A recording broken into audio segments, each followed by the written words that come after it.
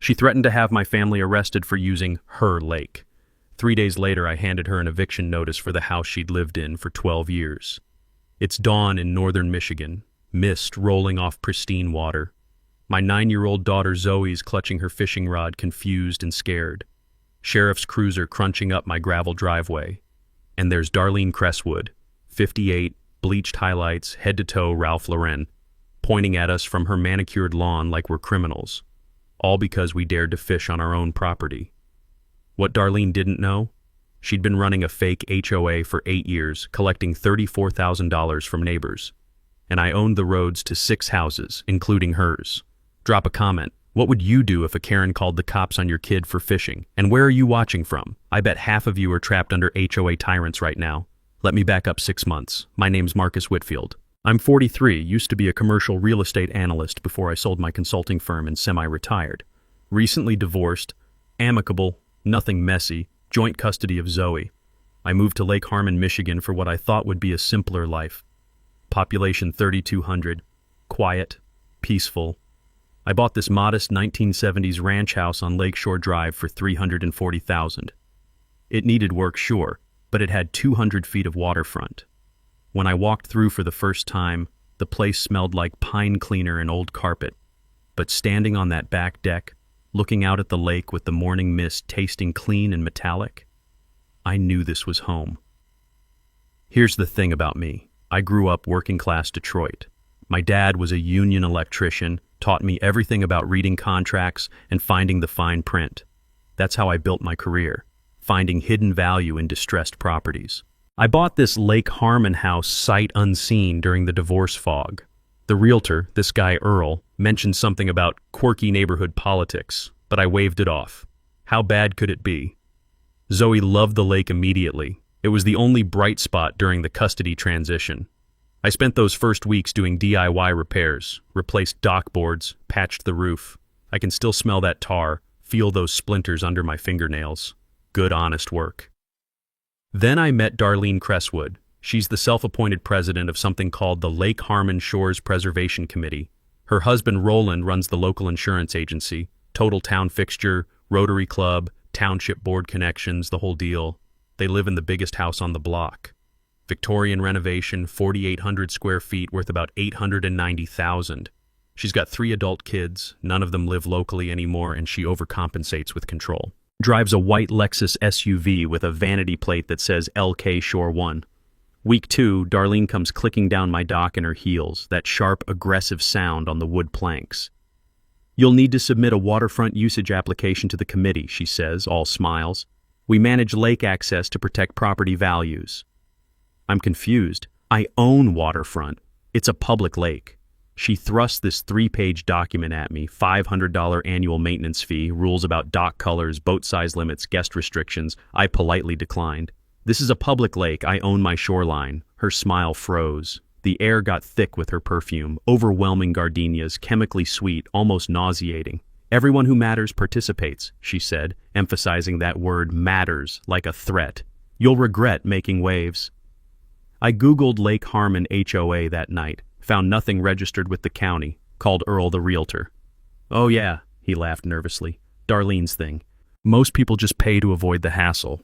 My instinct told me something was off, but I wanted peaceful life for Zoe. I filed away the property survey I'd found during dock repairs, partially buried marker with faded county recorder stamps, and decided to ignore Darlene. She'd move on, right? Wrong. My neighbor 2 houses down, Betty Alomar, retired teacher, 71, stopped by with homemade cookies. The texture of that heavy cardboard she'd packed them in, the warmth still radiating through. "Welcome to the neighborhood," she said quietly. Then she glanced toward Darlene's house, nervous. Just a heads up. Darlene doesn't handle no well. My husband and I learned that the hard way. I asked her to elaborate. She wouldn't. Just patted my hand and left. I should have paid more attention to that warning. 3 weeks pass. Zoe and I are settling in. It's a Saturday morning, maybe 7 a.m. The air's cool, that early September chill. I've got coffee in my thermos. You can smell it mixing with the lake water, that earthy combination. We're on the dock, and I'm teaching Zoe to cast. The water's so quiet you can hear the line whisper through the air. Then Darlene marches down in athletic wear and a sun visor, purposeful stride like she's on a mission. "You're in violation of quiet hours," she announces. "No waterfront activity before 9 a.m. I look at her, trying to stay calm. "Darlene, there's no HOA here. We're just fishing." She pulls out her phone and starts taking pictures. The camera clicks are audible, deliberate. "You're disturbing the ecosystem and violating community standards.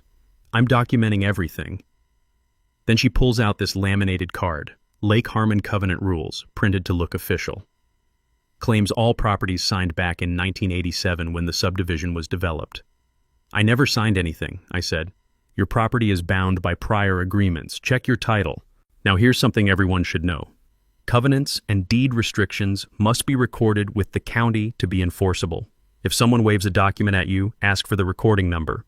No recording, no legal standing. Period. Monday morning, I'm at the county recorder's office. The place smells musty, decades of archived documents packed into file cabinets. The clerk, friendly woman named Janine, helps me pull everything on Lakeshore Drive. 0 recorded HOA documents, 0 restrictive covenants after 1985, and even those expired. The original covenant was generic. No exotic paint colors, minimum square footage requirements. Nothing about lake usage, nothing about fees, nothing about committees. Janine confirmed it. If it's not recorded here, it doesn't run with the property. Basic real estate law. I printed the official records and wrote Darlene a polite letter, kept a copy for myself. Hand-delivered it to her mailbox. Per county records, no HOA or restrictions exist. Please stop misrepresenting legal status. We'll continue using our property as we see fit. 2 days later, Roland shows up at my door. It's evening, and the porch light's attracting moths. You can hear them smacking against the bulb. Chaotic little impacts. Roland's got this practiced insurance agent smile, but his cologne hits me first. Woody, expensive, overpowering in the small porch space. "Marcus, let's be reasonable," he says. "The fee helps maintain neighborhood quality. Think of it like voluntary community investment." His tone shifts halfway through. Less friendly, more threatening. "Darlene's just protecting our property values. Your house, well, it needs work. Wouldn't want code enforcement noticing issues." I felt my jaw clench, tasted that metallic anger. "Are you threatening to sick the township on me?" "Just friendly advice between neighbors." His handshake when he left was too firm. Dominance play. Next morning, township inspector's truck in my driveway. The inspector, Daryl, 50s, apologetic type, says he got a complaint about unpermitted dock work. He examines everything, finds nothing wrong. "Yeah, you're fine," he tells me. "Between you and me, we get a lot of calls from Lakeshore Drive. I think someone has the non-emergency number on speed dial." That's when I realized Darlene has connections. She's willing to weaponize bureaucracy. This isn't about neighborhood harmony. This is about power. I reassured Zoe everything was fine, but internally, my competitive instincts activated. The same drive that made me successful in real estate was waking up. If Darlene wants to play games with fake authority, I need to understand what's really happening here. I started keeping a detailed log. Dates, times, interactions, photos, everything documented. You know what's funny? Darlene thought she was intimidating me, but every move she made, every threat, every fake document, she was building my case for me. People who abuse authority always make the same mistake. They think documentation protects them. They're wrong. Documentation protects the person smart enough to collect it. Week later, I'm noticing something weird. Neighbors are avoiding eye contact. Betty, the woman who brought me cookies, stops returning my waves. I get this anonymous note in my mail, printed, no signature. "Troublemakers don't last long here. Sell now while you can." The paper rattled in my hand. I could hear my pulse in my ears. Then Zoe comes home from school upset. Her classmate's mom, Cheryl Vinson, uninvited her from a Halloween party. She said her mom heard we're problem people, Zoe tells me, and I can see her fighting back tears. Darlene's running a whisper campaign. I started talking to neighbors discreetly. The pattern emerged fast. 5 families on this block have been paying Darlene's fees for 5 to 8 years. I did the math. That's over $20,000 collected.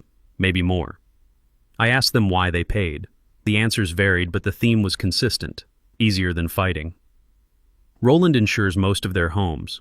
There's an implicit threat there. Darlene orchestrates social exclusion, book clubs, holiday parties, community events. One neighbor, Greg Hawthorne, he's a plumber, fought back once. Suddenly couldn't get township permits for his business truck parking. This is textbook extortion hidden as volunteerism. Real HOAs have elections, financial disclosures, accountability. One person collecting money with no oversight? That's just theft with extra steps. I contacted the Michigan Attorney General's office, Consumer Protection Division. They were interested.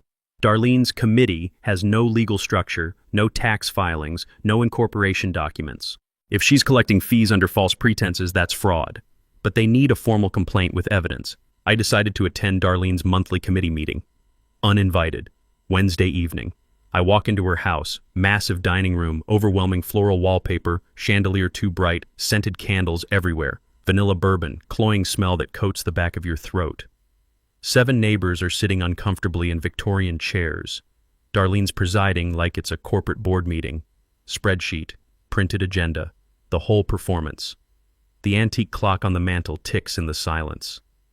Since I'm a property owner, I said, I'd like to see the committee's incorporation papers and financial statements. You could have heard a pin drop. Everyone just stared. The temperature in that room, she had the heat cranked up, probably on purpose. Discomfort as intimidation. Darlene's voice went cold. These meetings are for members only. You're trespassing. Your email invitation said all Lakeshore Drive residents. That's me. So where are the financials? She called the sheriff's department. Roland has connections there too. Deputy Shane Morrison shows up. Young guy, early 20s, clearly uncomfortable. Darlene claims I'm harassing her in her own home. I explained calmly that I responded to an open invitation, just asking about financials. Deputy Shane pulled me aside outside. Sir, I'd recommend leaving. Crestwoods have a lot of pull around here. I left, but I noted the legal system's already biased. Driving home, my knuckles were white on the steering wheel. This wasn't just a neighborhood spat anymore. This was about power, control, and a system rigged for people like Darlene. I thought about Zoe being excluded, neighbors too scared to speak up, and I made a decision. I'm not backing down, but I need to be smarter. Late that night, laptop screen glowing, cold coffee cup beside me, I started pulling property records for the entire Lakeshore Drive block. That's when I found something interesting. The original subdivision developer, Harmon Lakeside LLC, went bankrupt in 1993. Assets sold at auction. Question: who bought what at that auction? I added it to my research list. Something about that bankruptcy nagged at me. Real estate assets don't just disappear. Someone always ends up owning them. And in my experience, ownership is power. The clock on my wall read 1:30 a.m. My eyes burned from staring at county records. But I was close to something. I could feel it the way you feel a storm coming, that change in air pressure, that static charge. Darlene thought she was untouchable. She thought her husband's connections, her social status, her 12 years of neighborhood dominance made her invincible. She had no idea what was coming. Saturday morning. We're back to the scene from the opening. Zoe and I are fishing from the dock, 6:30 a.m. Pre-dawn light, mist on the water, that smell of algae and earth mixing together. Peaceful. Then Darlene appears from the tree-line path. Lululemon outfit, coffee tumbler, expression of pure triumph. I warned you about quiet hours, she says. You're also trespassing on shared lakefront. This is my property. There are no shared areas. The waterfront is collectively owned by the committee. Check the original plat map. She pulls out her phone. I'm calling the sheriff. You're trespassing and endangering a minor on restricted property. I couldn't believe it. You're calling the police on a father and daughter fishing? You were warned. Actions have consequences. 20 minutes later, Sheriff Tom Braddock pulls up.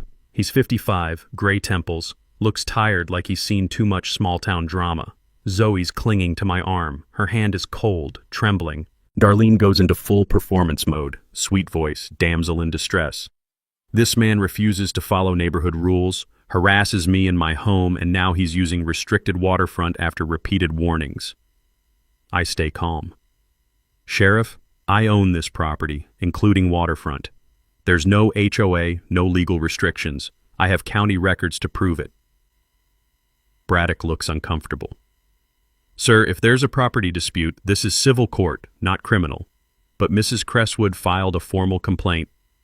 Police hate being pulled into civil disputes. It's not their job. But when someone with connections makes a complaint, they have to respond. This is why you document everything, stay calm, and never let them goad you into an outburst. That's what they want. On what legal basis can she restrict my use of my own waterfront? I asked. Braddock turned to Darlene. Ma'am, do you have documentation showing shared ownership? She fumbled, showed her laminated covenant, the fake one with no legal weight. Braddock recognized it was nonsense, but he's politically constrained. This needs to be resolved through proper channels. Mr. Whitfield, maybe keep the peace until...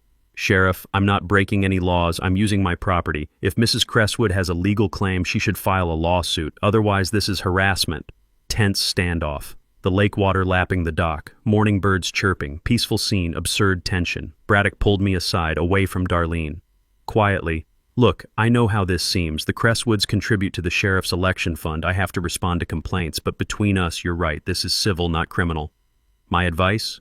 Get a lawyer, document everything, and maybe don't fish before 8 a.m. for a while. Reading between the lines, the system is compromised. Fighting fair won't work. As Braddock left, Darlene made sure her voice carried to the neighbors watching from their windows. Maybe now you'll learn to respect community standards. This neighborhood has values. 4 neighbors on porches, watching. None intervened. All looked away when I made eye contact. Zoe was crying. Daddy, why is she so mean? I took her inside, made her favorite breakfast. Blueberry pancakes. Mechanical movements while my mind raced. After she calmed down, I went back to my research. Every polite attempt had failed. Every proper channel was compromised. I contacted an old colleague, Simone Trask, forensic title researcher from my real estate days. She specialized in finding hidden clouds on property titles, foreclosures, tax liens, ownership gaps. I need you to trace every property on this block back to original ownership. Everything, I told her. Looking for leverage? She asked. Looking for truth. Leverage is just a bonus. Simone worked for 3 days, rush job. I paid premium rates. When the report arrived, 40 pages printed, office smelling like hot toner, I sat at my kitchen table at 11 p.m. with cold coffee. And there it was. The bankruptcy auction in 1993. MLW Holdings LLC purchased the developer's remaining assets for $47,000. Assets included all private roads on Lakeshore Drive, 1 vacant lakefront lot, easement rights, and the original subdivision's management rights. MLW Holdings went dormant after the purchase, no activity for 30 years. I cross-referenced with State Business Registry. Company never dissolved, still technically exists. Then I found it in my father's estate papers. Papers from when he died 5 years ago. MLW Holdings LLC had been transferred to him in 2008 as part of his union pension fund settlement. When he passed, the estate transferred to me. I inherited it without even knowing. It was listed as miscellaneous Michigan real estate asset, no value in probate.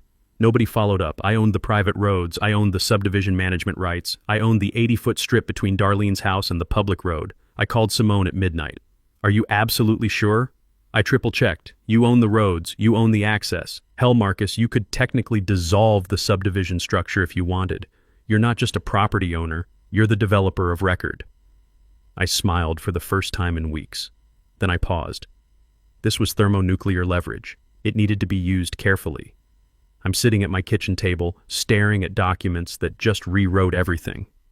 The papers feel brittle, yellowed, nearly falling apart. They smell musty. Decades in storage. My father's signature is on the transfer document, that familiar loop of the M in Matthew. Brief moment of grief mixed with gratitude. Let me walk you through what I found because this is where the story pivots. Original developer Harmon Lakeside LLC created this subdivision in 1983, built 12 homes on the lakefront, including mine and Darlene's. Standard setup. Developer retained ownership of private roads, common areas, typical subdivision structure. 1993, real estate crash. Harmon Lakeside Files. Chapter 11 Bankruptcy. County holds a foreclosure auction. Sells the developer's remaining assets in one bundled lot. Winning bidder? MLW Holdings LLC. purchased for $47,000. Simone's note said she had to dig through 3 layers of county archives. The original auction paperwork literally had coffee stains, she wrote. Nobody's looked at this in decades. Here's what MLW Holdings acquired: all private roads on Lakeshore Drive, 1 vacant lakefront lot, easement rights, and the original subdivision's management rights. I traced MLW Holdings through State Business Registry, created by my father's union pension fund as an investment vehicle. After the pension fund restructured in the 2000s, small assets like MLW transferred to individual pensioners. My father, Matthew Whitfield, received it in 2008 as part of his pension settlement. When he died in 2018, estate passed to me. Only child. I inherited without knowing. In probate, it was listed as worthless. No property appraiser followed up. Foreclosure auctions are public record but often poorly maintained. People buy properties for pennies, then decades later discover they became valuable, or that they include critical access rights like roads and easements. Always check what's buried in your own family's assets. You might be surprised what you actually own. What this means practically: I own the roads. I own the subdivision management rights. That vacant lot Simone mentioned? It's the 80-foot strip between Darlene's house and the public road. Darlene's access is via private easement. That I now control. I read the documents 5 times. Called Simone at midnight to triple check. She confirmed every detail. My heartbeat was loud in the quiet house. I could feel it pounding in my chest. But I didn't act immediately. Darlene called the cops on my daughter. She's stolen from neighbors for 8 years. She's weaponized the system. But if I go nuclear without preparation, she'll fight back with everything she has. I needed to build the case carefully. Create leverage she couldn't escape, then spring the trap publicly. I printed key documents, stored them in a safe deposit box. The bank smelled like carpet cleaner, fluorescent lights humming overhead, that institutional smell of money and security. Phase 2, the plan. I couldn't just evict Darlene, legally possible, but it would make me the villain. My goal wasn't revenge, it was exposure. Fraud documented, money recovered for neighbors, Darlene's power removed permanently. What I needed: evidence of financial fraud, witness testimony, and a public forum where she couldn't hide. I sat back in my chair staring at my father's signature. He taught me about contracts, fine print, standing up for working people. He probably never imagined this Michigan investment would become my weapon against a neighborhood tyrant. But here we were. Darlene thought she was untouchable. 12 years of dominance. Her husband's connections, social status, the big house with the perfect lawn. She had no idea the ground was about to open up beneath her. Over the next 2 weeks, I built my case like I used to build real estate deals, methodically, covering every angle, anticipating every countermove. First, documenting the fraud. I created an anonymous survey titled Lakeshore Drive Neighborhood Expenses, hand-delivered to all 11 neighbors, excluding Darlene's house. Simple questions. Have you paid fees? How much? What did you receive in return? 7 neighbors responded anonymously. They were scared of retaliation, but they responded. Total collected by Darlene over 8 years, $34,500. Supposed expenses: road maintenance, lake monitoring, legal fees. Actual work done: 0. No paving, no legal services, no environmental testing, nothing. When someone's collecting money for the community, ask for receipts. Real HOAs must maintain financial records and make them available to members. No receipts equals red flag. No incorporation documents equals fraud. It's that simple. Second, building the legal foundation. I consulted an attorney, Preston Hall, 60s, property law specialist. His office smelled like leather and old books, the kind of place where you know serious work gets done. Preston reviewed my ownership documents. "This is airtight," he said. "You control access to 6 properties, including Crestwood's." We discussed options. Civil suit for fraud. Slow, expensive. She could hide assets. Quiet title action. Establishes my rights but doesn't address the theft. Criminal complaint. Hard to prosecute without AG interest. Preston's advice? Create a situation where she incriminates herself publicly. Get her on record claiming authority she doesn't have, while witnesses listen. Third, recruiting allies. I approached Betty with the evidence. She's the retired teacher who brought me cookies that first week. Betty's story broke my heart. She paid Darlene $2,400 over 6 years. Promised road snow removal. Never happened. Her husband Larry plowed their own driveway until he died 3 years ago. After he passed, Betty kept paying because she was scared. Darlene said she'd make sure my driveway got cleared if I paid, Betty told me, crying. It never did. Betty, I can end this. But I need people willing to speak up when the time comes. Steel entered her voice. What do you need? I met individually with neighbors over 2 weeks. Greg Hawthorne, the plumber, lost $8,000 in business because Darlene got his permits delayed. Alicia Fernwood, nurse who works nights, paid $500 a year, threatened with noise complaints if she refused. Tim and Jen Stockard, young couple with a new baby, paid $450 last year under pressure. 6 families total willing to testify, provide bank records, go public. Fourth, understanding Darlene's vulnerability. Her power is image, mansion, Lexus, social status. Research revealed she and Roland are financially overextended. Mortgage on the house, $580,000, refinanced 3 years ago to pull equity out. Roland's insurance agency declining. Online competitors eating his market share. Property taxes on the mansion, $18,000 a year. 2 car loans, home equity line of credit. People who flaunt wealth often live paycheck to paycheck in big houses. House rich, cash poor. They can't afford to lose that house because it's their entire identity. That's your leverage. Fifth, setting the trap. I sent Darlene a certified letter as a concerned property owner, requested a special Lake Harmon Shores Preservation Committee meeting to address financial transparency and the 2024 budget. Cited Michigan nonprofit corporation law, even though her committee isn't legally incorporated. She doesn't know I know that.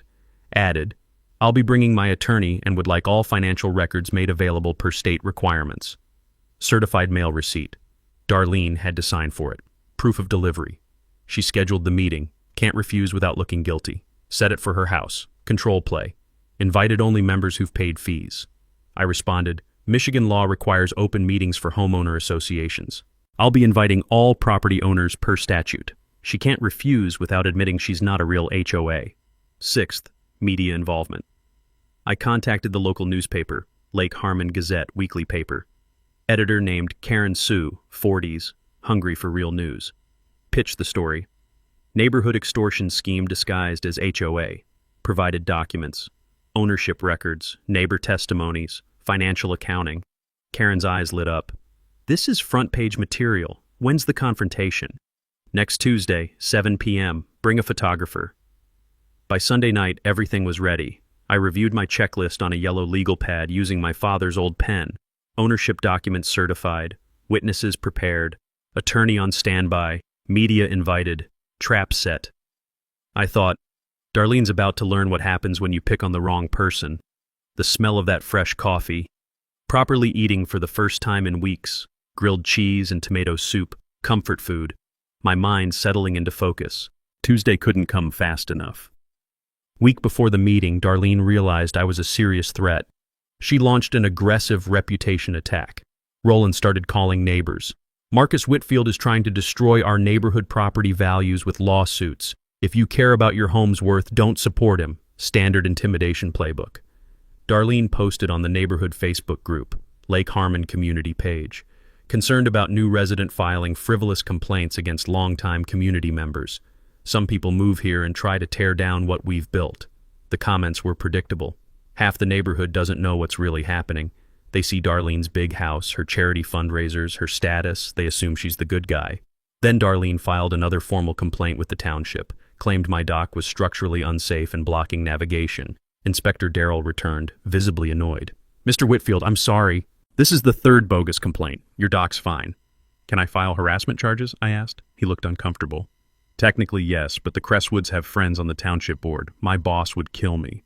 Even people sympathetic to me are trapped in this system. But Darlene crossed a line I didn't think she would. She contacted Zoe's school, anonymously, but I traced it. Claimed concerns about home environment, suggested I was unstable, creating a hostile neighborhood situation. School counselor, Mrs. Pacheco, called me in for a meeting. Her office smelled like dry erase markers. Child artwork covered the walls. I could see one of Zoe's drawings, the lake with our dock. We received an anonymous concern, Mrs. Pacheco said, clearly uncomfortable. I'm required to follow up. Is everything okay at home? My hands were sweating, clenched in my lap. I explained the situation, provided documentation. Mrs. Pacheco was sympathetic. This sounds like adult conflict, not a child safety issue.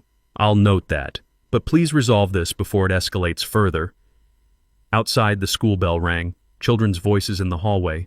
Normal life, such a contrast to the ugliness of adult games.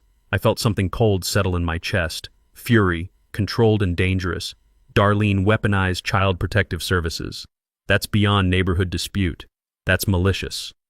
I met with Preston Hall. She just tried to imply I'm an unfit parent. That's a line you don't cross. Preston nodded grimly. Good. That shows desperation and intent to harm. Document everything. When she falls, she needs to fall hard enough she can't get back up. I intensified my research. Pulled Roland's business licenses, insurance agency complaints, property tax payment history. Found something interesting. Crestwoods are 3 months behind on property taxes, $4,500 owed. Roland's insurance agency has 2 formal complaints with state regulators, breach of fiduciary duty. Then the big one, Darlene's Preservation Committee bank account. I had Preston subpoena it. Current balance, $12,000. Wait, neighbors paid $34,500 total. Where'd the other $22,000 go? Account showed withdrawals. Administrative expenses.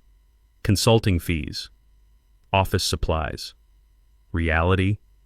Darlene's been paying herself a salary from neighbors' fees.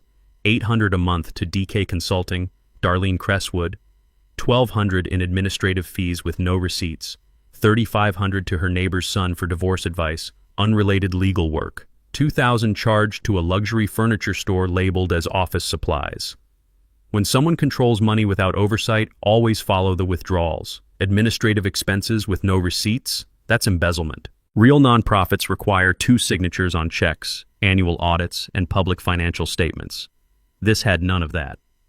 I shared findings with my 6 neighbor allies. We met at Betty's house, her living room, afternoon light coming through lace curtains, smell of tea brewing.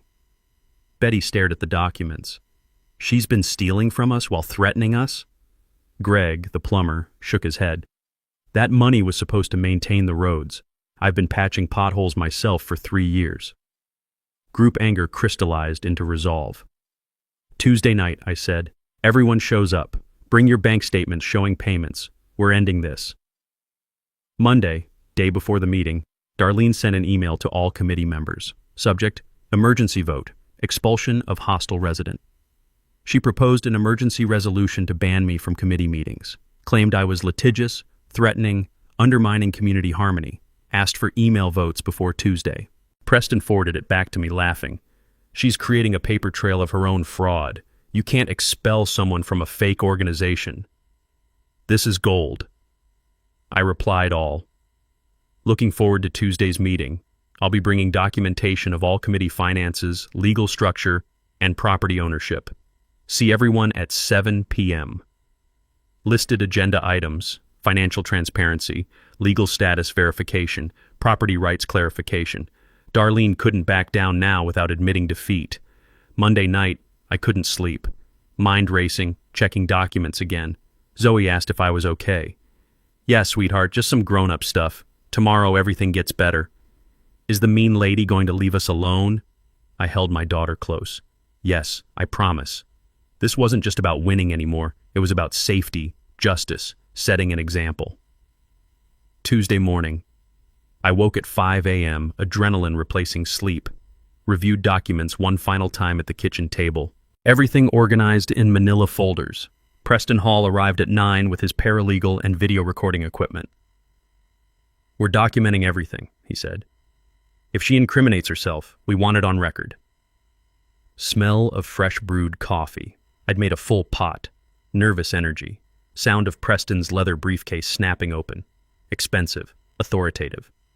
The documents felt heavy in my hands. Property records on thick cardstock, bank statements thin and damning, legal filings crisp. I couldn't eat breakfast. Mouth dry, stomach tight. From my window, I observed Darlene's house buzzing with activity.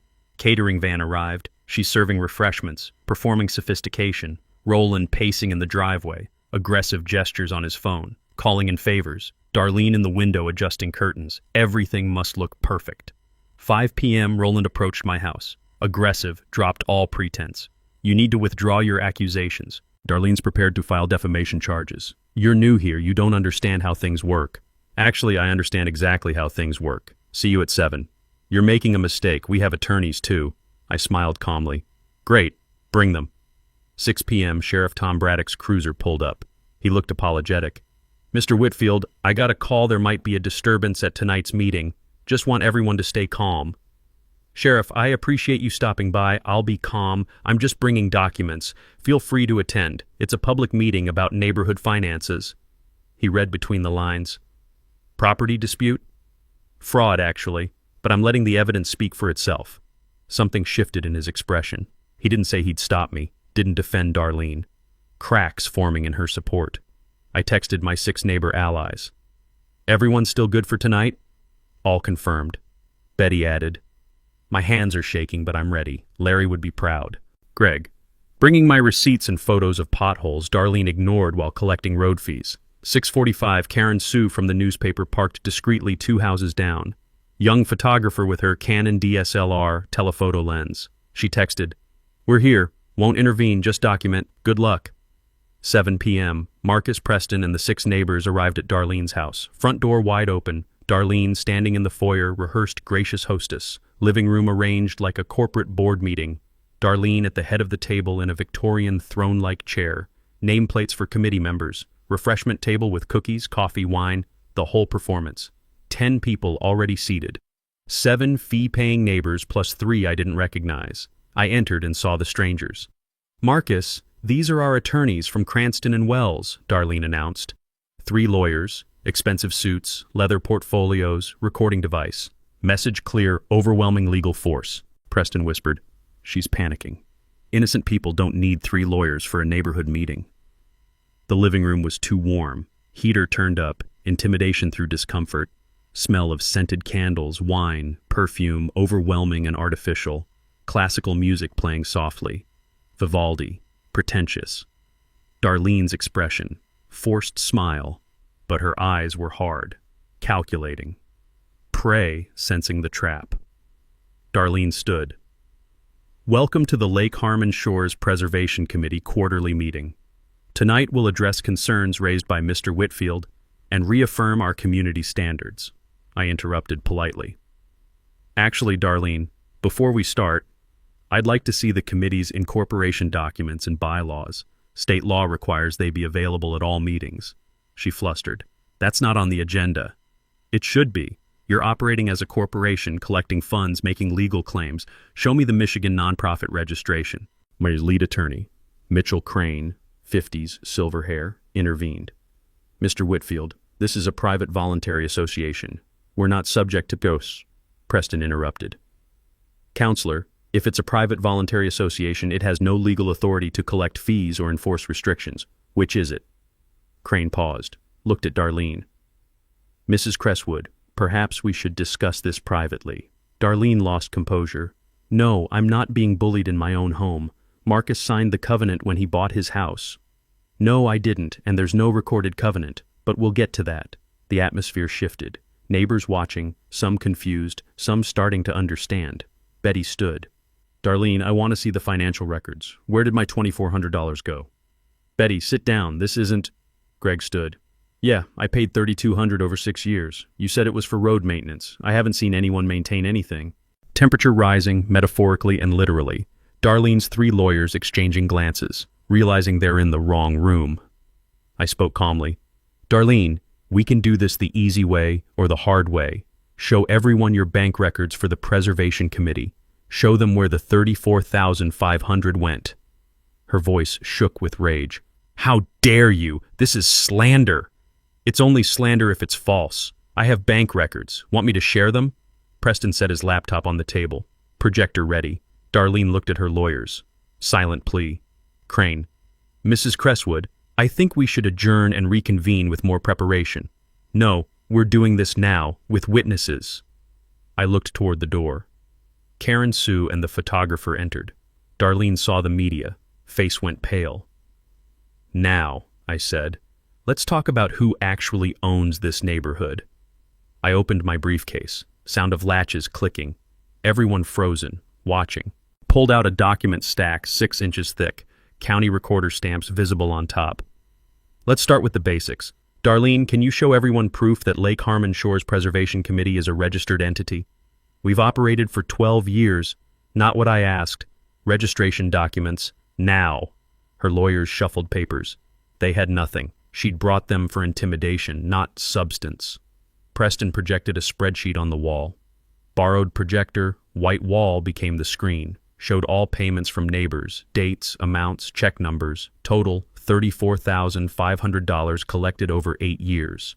Darlene claimed this money maintained roads, funded legal fees, covered administrative expenses. Let's see receipts. I don't have to. This is a voluntary association. Greg stood, angry. You threatened to sick the township on me if I didn't pay. That's not voluntary.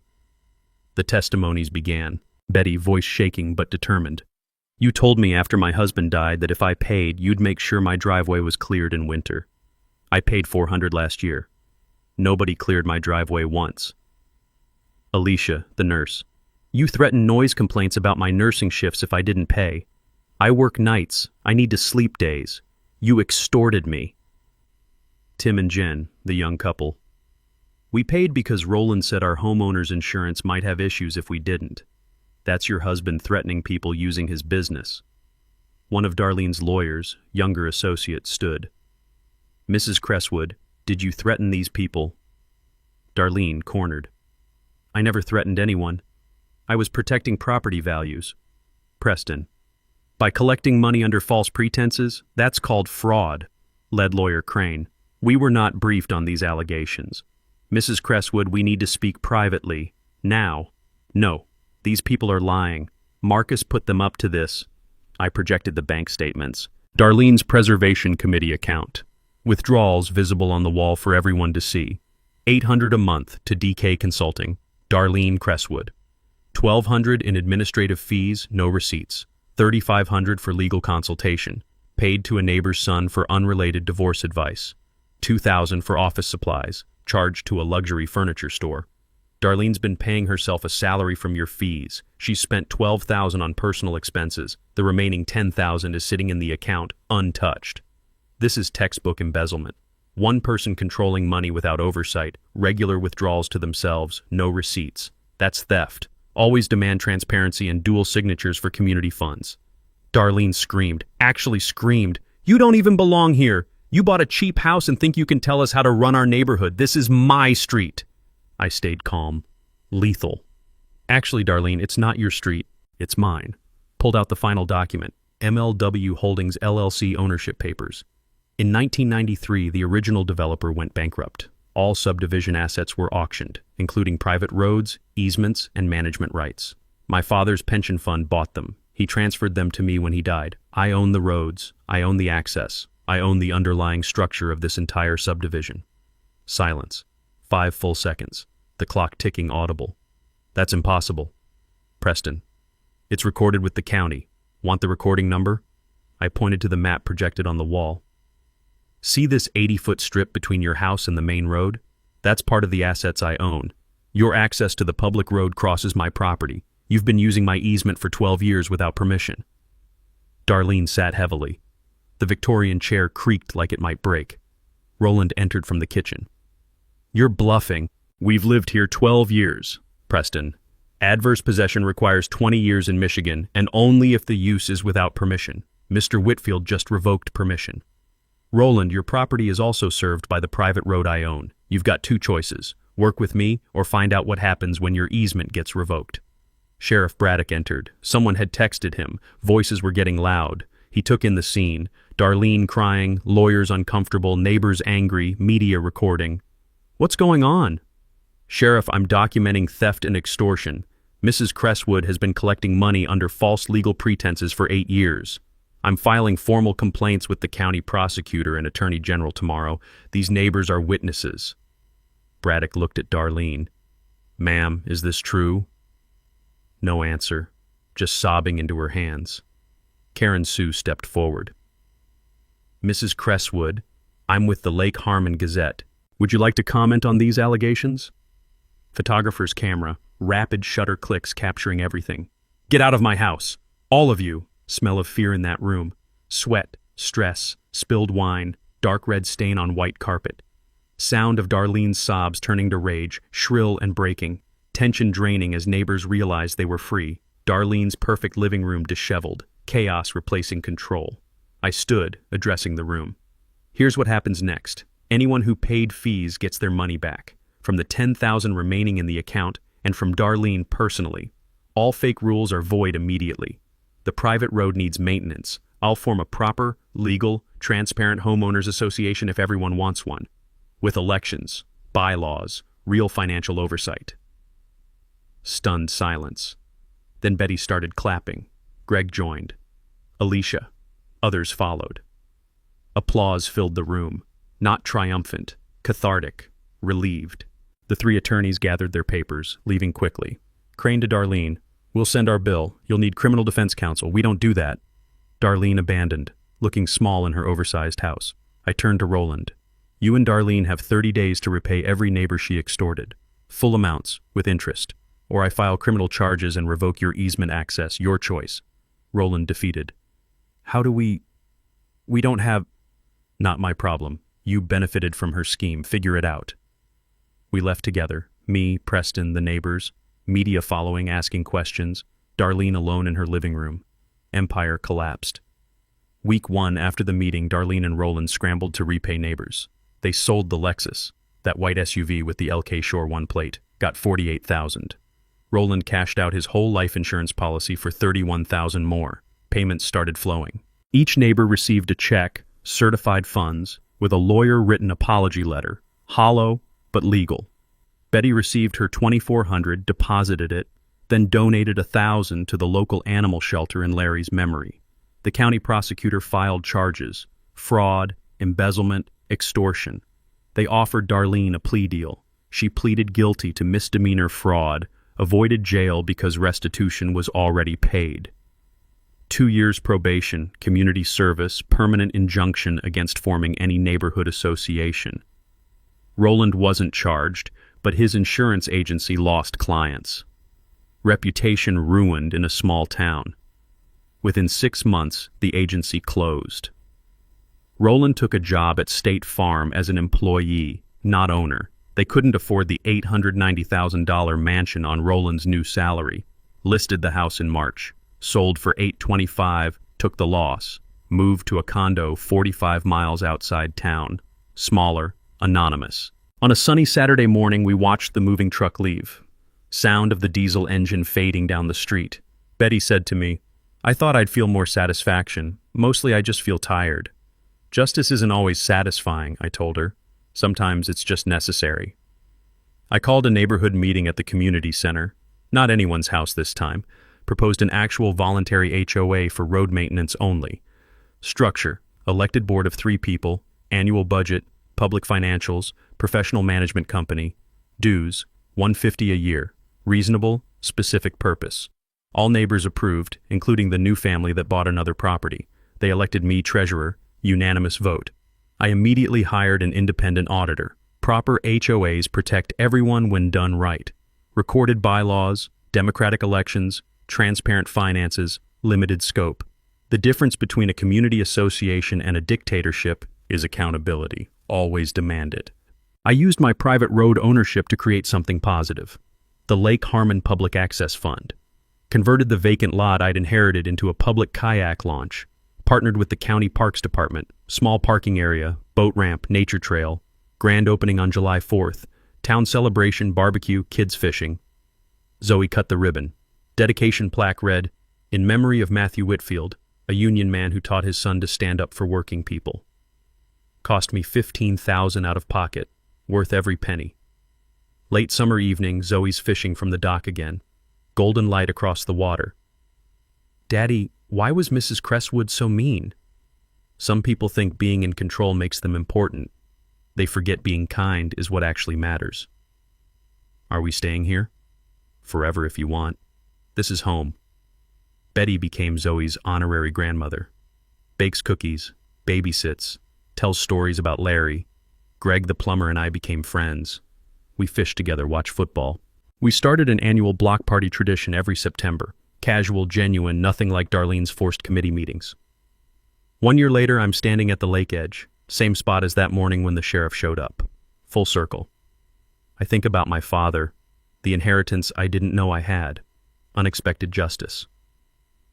I realized my real estate skills, finding hidden value applied to life itself. See what others miss. Be patient. Then take precise action. I'm not semi-retired anymore. I started a consulting business helping people fight HOA fraud. Website, referrals, pro bono work for those who can't afford it. First client, woman from Indiana, similar situation. First thing, I told her on the phone, get the county records. Everything starts with knowing who actually owns what. Karen Sue's newspaper article ran front page. Local man exposes years-long neighborhood extortion. Went semi-viral, picked up by state news, all over Reddit. Thousands of people sharing their own HOA nightmares in the comments. My advice got repeated. Document everything. Check county records. Don't assume people have authority they claim. 3 months later, I received a letter from a law firm in Ohio. Our client read about your situation and would like your assistance. Her HOA is foreclosing on her home over $400 in unpaid fees for a pool that doesn't exist. I smiled and reached for the phone. But that's a story for another time. If you've got an HOA nightmare story, drop it in the comments. Let's see how many of us are dealing with petty tyrants who need to be taken down a notch. And hit that subscribe button because next time we're talking about a woman who outsmarted a predatory lender trying to steal her grandmother's farm. You won't believe what she found in the mortgage documents. Some battles are worth fighting, especially when you know the system better than the bullies do.